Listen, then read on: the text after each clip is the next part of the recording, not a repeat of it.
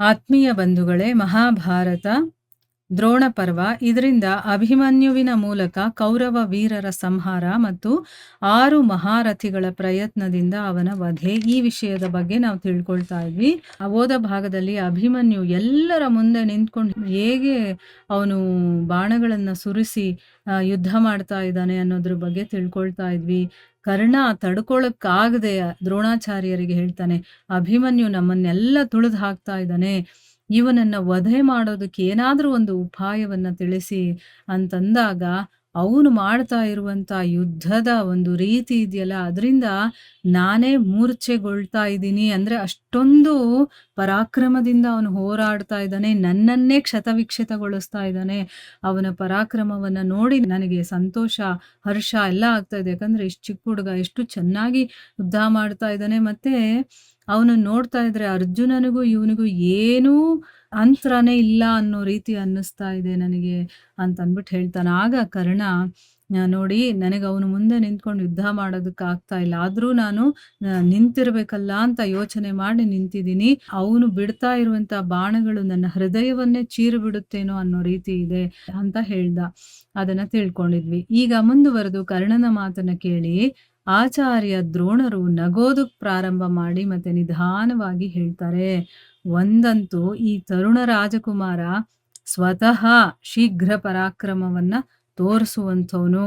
ಎರಡನೇದೇನು ಅಂತಂದ್ರೆ, ಇವನ ಕವಚ ಇದೆಯಲ್ಲ ಅದು ಅಭೇದ್ಯವಾಗಿದೆ.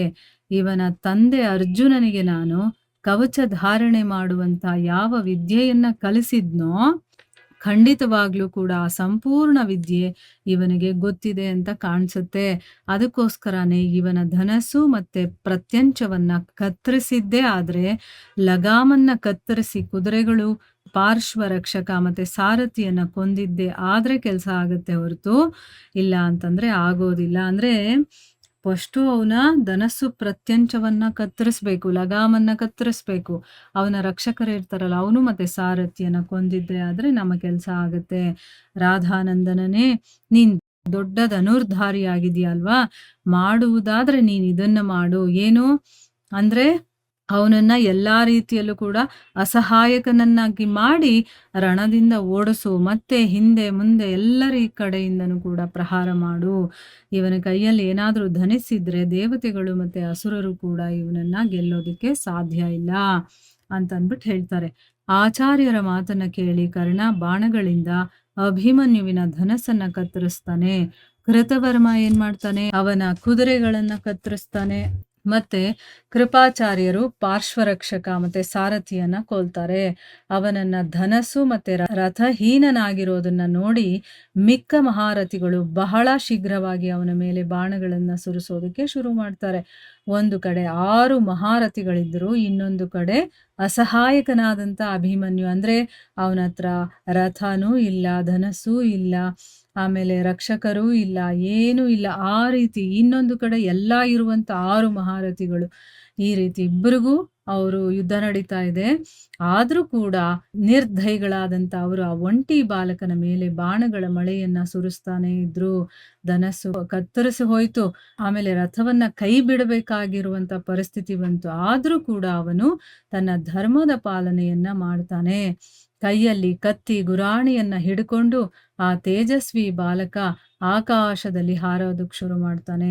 ಆಮೇಲೆ ಲಘಿಮಾ ಶಕ್ತಿಯಿಂದ ಅವನು ಗರುಡನ ಹಾಗೆ ಆಗ್ತಾನೆ, ಮತ್ತೆ ಮೇಲೆ ಹಾರಾಡ್ತಾನೆ. ಅಷ್ಟರಲ್ಲೇ ದ್ರೋಣಾಚಾರ್ಯರು ಕ್ಷುರಪ್ರ ಅನ್ನುವಂತ ಒಂದು ಬಾಣದಿಂದ ಅವನ ಕತ್ತಿಯನ್ನ ತುಂಡು ತುಂಡು ಮಾಡ್ತಾರೆ. ಮತ್ತೆ ಕರ್ಣ ಗುರಾಣಿಯನ್ನ ಚಿನ್ನ ಭಿನ್ನ ಮಾಡ್ತಾನೆ. ಅಂದ್ರೆ ಅವನ ಹತ್ರ ಇರುವಂತ ಒಂದೊಂದು ಆಯುಧಗಳನ್ನು ಕೂಡ ಇವರು ನಾಶ ಮಾಡ್ತಾ ಬರ್ತಾ ಇದ್ದಾರೆ. ಈಗ ಅವನ ಕೈಯಲ್ಲಿ ಕತ್ತಿನೂ ಇರ್ಲಿಲ್ಲ, ಇಡೀ ಶರೀರದಲ್ಲಿ ಬಾಣಗಳು ಚುಚ್ಕೊಂಡಿದ್ವು. ಅದೇ ಸ್ಥಿತಿಯಲ್ಲಿ ಅವನು ಆಕಾಶದಿಂದ ಕೆಳಗಡೆ ಇಳಿತಾನೆ. ಮತ್ತೆ ಕೋಪ ಮಾಡಿಕೊಂಡು ಚಕ್ರವನ್ನ ಕೈಯಲ್ಲಿ ತಗೊಂಡು ದ್ರೋಣಾಚಾರ್ಯರ ಮೇಲೆ ಎರಗ್ತಾನೆ. ನೋಡಿ, ಅಷ್ಟೆಲ್ಲ ಆದ್ರೂ ಕೂಡ ಅವನು ತನ್ನ ಒಂದು ಧೈರ್ಯವನ್ನ ಬಿಡ್ಲಿಲ್ಲ. ಅವನು ಎಲ್ಲೂ ಕೂಡ ತನ್ನನ್ನ ತಾನು ಬಿಟ್ಕೊಡೋದಿಲ್ಲ. ಅವನು ಯುದ್ಧದಿಂದ ಹಿಂದೆ ಸರಿಯೋದೇ ಇಲ್ಲ. ಅವನು ಹೋರಾಡ್ತಾನೆ ಇದ್ದಾನೆ. ಒಬ್ಬನ ಮೇಲೆ 6 ಮಹಾರಥಿಗಳು ಬಾಣಗಳನ್ನ ಸುರಿಸ್ತಾ ಇದ್ದಾರೆ. ಒಬ್ಬೊಬ್ರು ಒಂದೊಂದು ಅವನ ಆಯುಧಗಳನ್ನ, ಕುದುರೆಗಳನ್ನ, ಸಾರಥಿಯನ್ನ, ರಥವನ್ನ ಹಾಳು ಮಾಡ್ತಾ ಇದ್ದಾರೆ. ಆದ್ರೂ ಕೂಡ ಅವನು ಹೋರಾಡ್ತಾ ಇದ್ದಾನೆ. ಮುಂದುವರೆದೇನಾಗುತ್ತೆ ಅಂತ ನಾವು ಮುಂದಿನ ಭಾಗದಲ್ಲಿ ತಿಳ್ಕೊಳ್ಳೋಣ. ಹರೇ ಕೃಷ್ಣ.